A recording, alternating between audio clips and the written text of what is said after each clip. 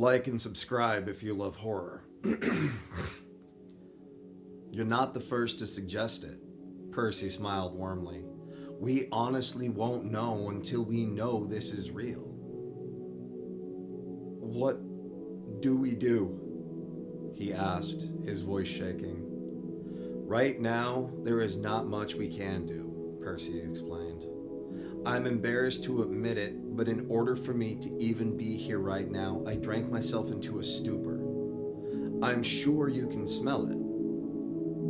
Mr. Elders nodded, and Percy continued. For now, I'm inclined to deal with this the only way I know how, as Parisia's psychiatrist. We learn everything we can about her condition, and with that knowledge, we treat it accordingly.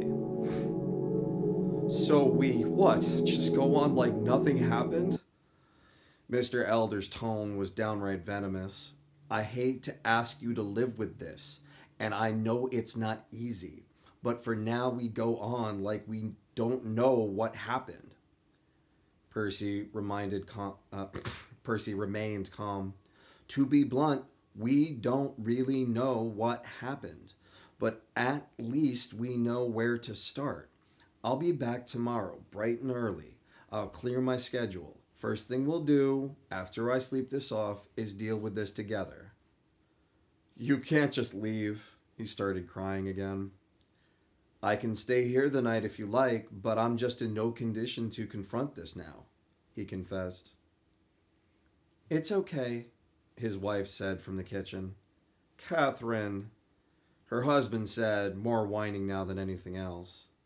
We'll be okay, she repeated and embraced him. We've come this far, we can get through the night. All right, Percy nodded. Until morning, don't try to confront this at all. I'll be here first thing.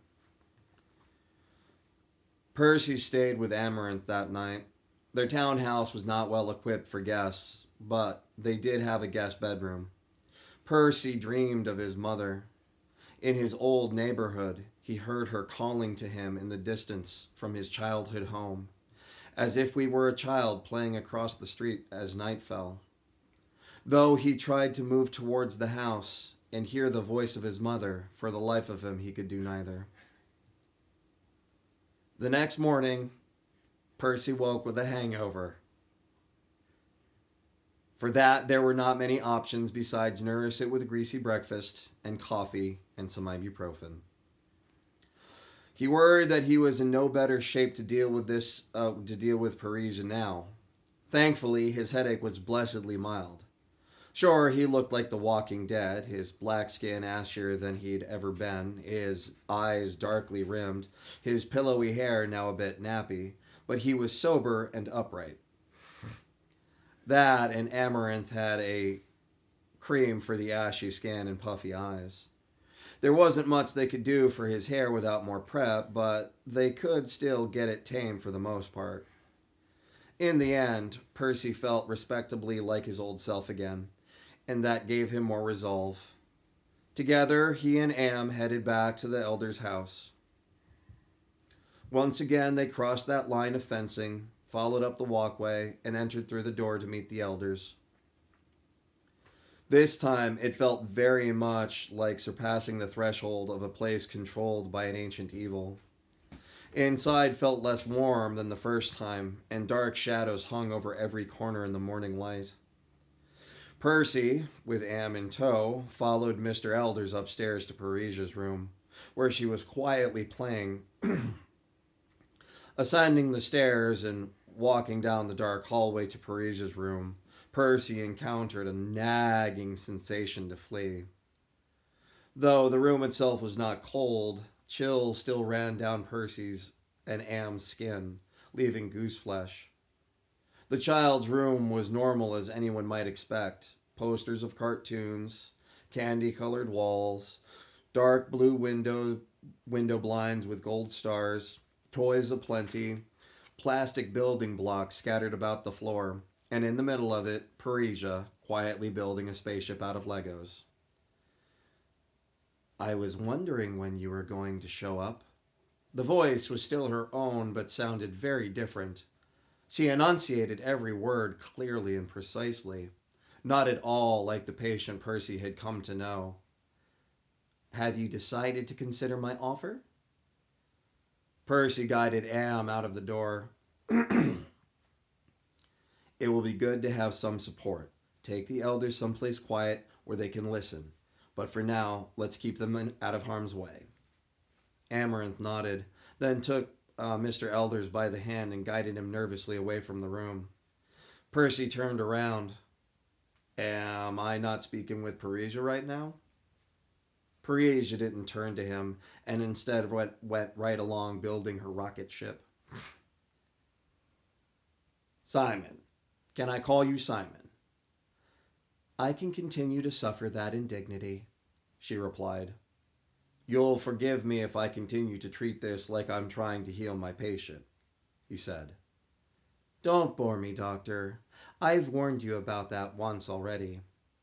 All apologies, it's just difficult to know where I stand from moment to moment. Though he was gripped with dread, he smiled warmly and shrugged, then gestured to an uncomfortably small chair meant for children. Do you mind if I sit? If that's how you want to conduct business, feel free.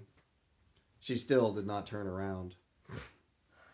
Though every ounce of him wanted to run, Percy sat down, pulled out his digital recorder, and turned it on. Last time we spoke, you said that you wanted your freedom, and that you were willing to pay for it. Fair enough, I'm willing to listen. He then pulled out a notepad and pen. You know, if I didn't know any better, I'd say you were up to something. Now Parisia turned around, staring at him with deadly intent. It was shocking coming from a child. Right, I believe you said you can read me like a book. Percy had considered it, and realized his very intentions might betray him. But he hoped that was something he could use against Simon. I figured that might be your primary intention, which is why I'm currently holding them hostage. Parisia went back to her toys.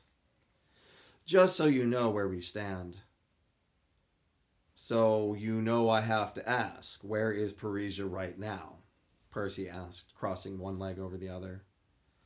She's somewhere safe, but to be blunt, definitely not having very much fun. She looked back and smiled. Well then, perhaps returning her is a good place to start. You said you wanted to buy your freedom, and now you have a pretty big bargaining chip. So how do we give you what you want, and ensure we can have what we want? That is the age-old question, isn't it? She put down the toy and stood up in front of him. I'm going to be extremely blunt. I'm sick to death of fighting tooth and nail for my freedom. I already have what I want, so what I need now is to assure your cooperation. It doesn't have to be this body, but you will allow me a vessel, and I will continue in this world unabated by you or any other. Now you know I can't, she gripped into the air. All at once, Percy felt his esophagus close. A clawed grip tightened around his throat, and bruises welted up on the surface of his neck. Percy was on the verge of blacking out, gasping for air, gripped with fear. She released her grip, and Percy desperately pulled in a breath of air, slightly stunned. Now that I'm sure I have your attention, you better convince me your loyalty is for sale. Percy slumped over, desperately gasping. He held his throat. It ached. He was shaken to his core. Again, he felt the impulse to flee, but he swallowed hard and soldiered on. Through rasping breaths, he said, You want a deal? You're going to have to assure the safety of that child, her parents, Amaranth, and myself. Parisia got right up in Percy's face. Why shouldn't I just kill you right now? I have a funny feeling you've tried that before. He shot her a sarcastic look and hoped in God's name he was right. Didn't work, did it? I'm pretty sure I'd be dead already if it had. Don't test me, Percy. She pointed a finger in his face and sat back down on the floor. If I hadn't tried every damn thing besides this, you would be dead, and if I think